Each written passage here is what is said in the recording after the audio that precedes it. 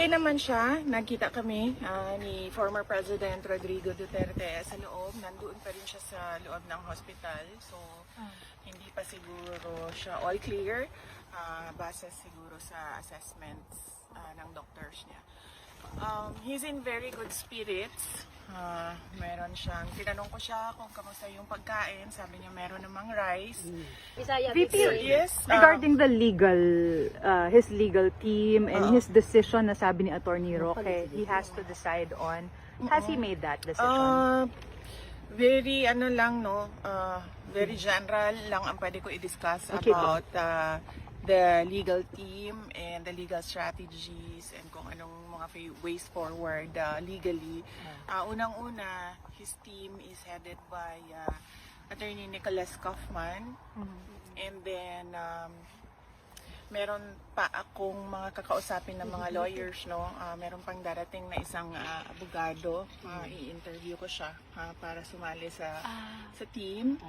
And then once maayos na yung team for ICC, mag-withdraw si Attorney Medialdea kasi meron lang limited na mga slots for lawyers, and we want all the lawyers on board na merong ICC experience.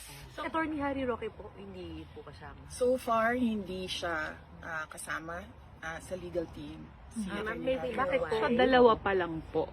Yung potential na kakausapin pa lang, if ever. Meron na kaming listahan, pero yung isa kasi darating siya dito. So, puro foreign po. Foreign po yun. Yes, oo. Ilan po kaya? Kung ilan, you may have to ask Attorney Kaufman. Bakit po hindi kasama si Attorney Roque?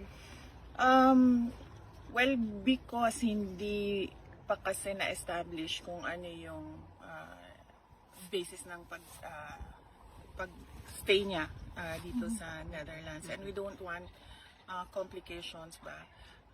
Gusto namin nakatutok talaga yung lawyers doon sa kaso. And right now, I heard applying for asylum. He publicly announced that already. No? So we want him to focus on his asylum. And then we want our lawyers to focus on the case. Yun po yung